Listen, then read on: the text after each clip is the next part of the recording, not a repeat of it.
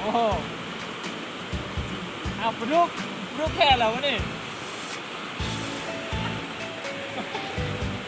ก็ตายแล้ว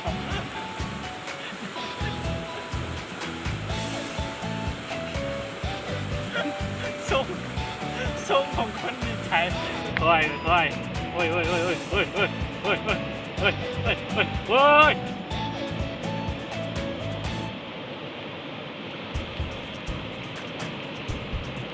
ว้าวผมหมดจะเกลือว้าวไปได้บ่น้องทราย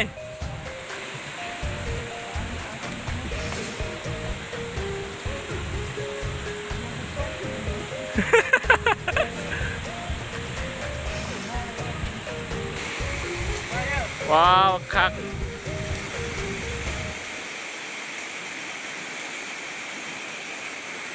เบิ่งครัว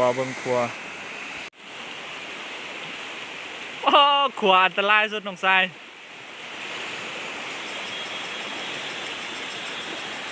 อันนี้แม่นตอนระดับน้ำขึ้นสูงแล้วก็เลยกายขวาแปลงขวาไว้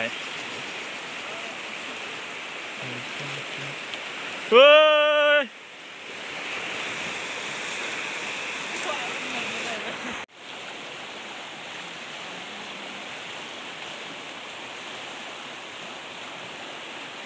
โอ้อันตรายสุดการจนภัยครั้งนี้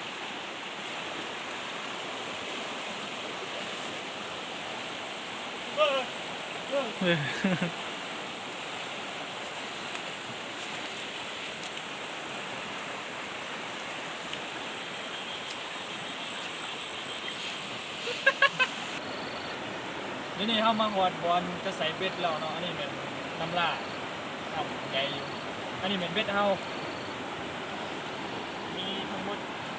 ประมาณ40-50นี่แหละเดี๋ยวเขาจะไปไซส์แล้วก็เพื่อนเขาจะไปยามเบ็ดอันนี้เป็นเบ็ดเขากำลังเกี่ยมปลาแล้วก็นี่เป็นขี้กระเดือนเขาจะใส่ขี้กระเดือนหลอกเบ็ดพร้อมแล้วบ้างน้องทรายพร้อมแล้ว ไปแม่เอาไปแล้วแม่ไป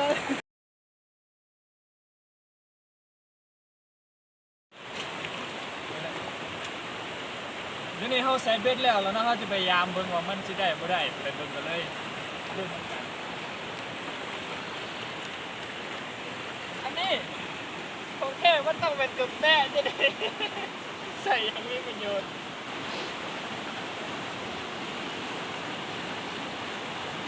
โอ้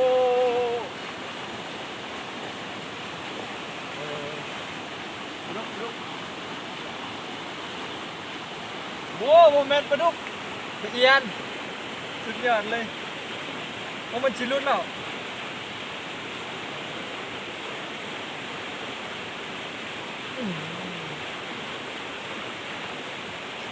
นี่เป็นขั้นตอนในการแกะเสือคอ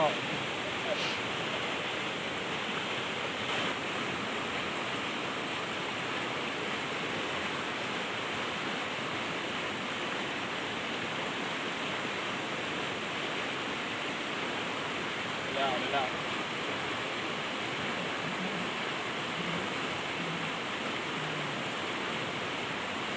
ของแค่นี่ตัวใหม่นี่ลุ้นที่ได้ไม่ได้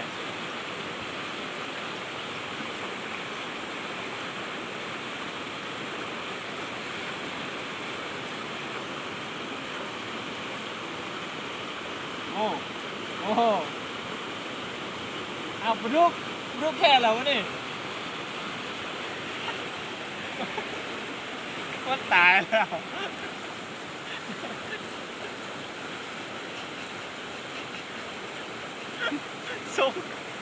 ส่งของคนดีใจ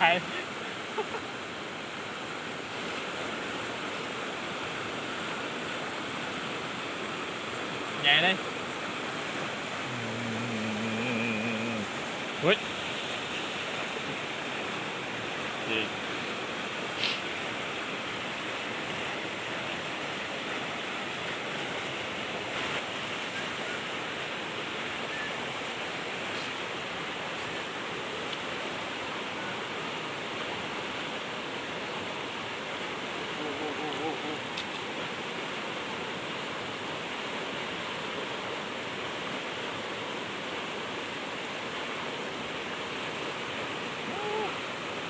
ส่วนลายมันได้แต่ปลาเนี่ยแหละปลากัง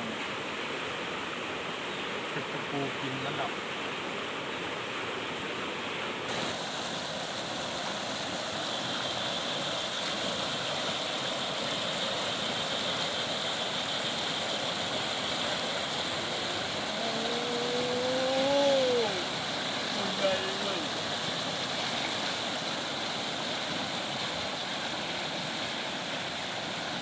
เฮ้ย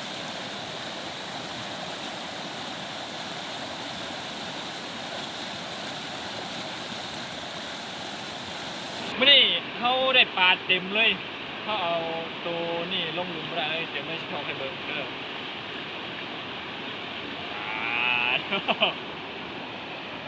นี่เลยนะว้าวว้าวว้าวค่อยค่อยโอ้ยโอ้ยโอ้ยโอ้ยโอ้ยโอ้ยโอ้ยโอ้ยโอ้ยโอ้ยโอ้ยโอ้ย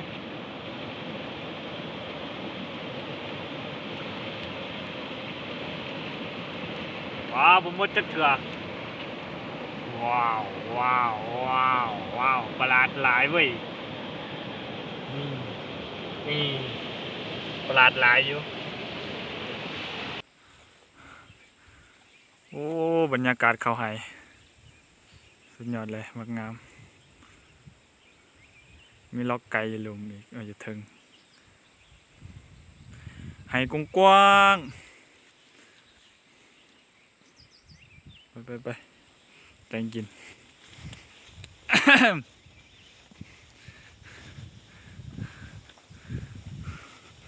โอ้ลมพัดเย็นดีบรรยากาศ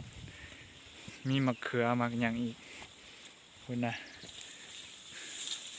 นี่ว้าซ้ำสิกินมื้อนี้นี่มะเขือเอาไปอ้อใส่ปลาคักได้กินอ่ะ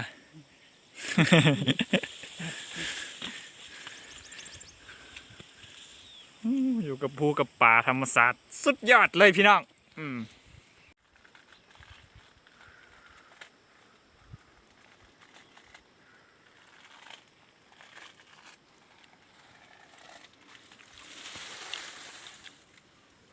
มาปลากินต้มมี ปกติของมึงไปปลาไทยได้เอาต้มมีตลอดอันนี้เป็นต้มมีใส่ผักแล้วก็มีเมนูหนึ่งอยู่นี่อ้อปลาใส่มะเขืออ้อมะเขือสุดยอดมันยังบ่ฟดอยู่ดูแซ่บสุดต้มมีใส่ผักมื้อนี้เขามีเชฟมาแต่ลอนดอนคือเก่า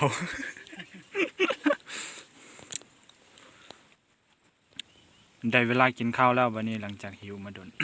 2 โมงยังไม่ได้กินข้าวนี่เป็นเมนูมาอย่างอันนี้อ้อปลาอันนี้ต้มมีใส่ผักอย่างอันนั้นเบิ่งเองคนหิวแห้ง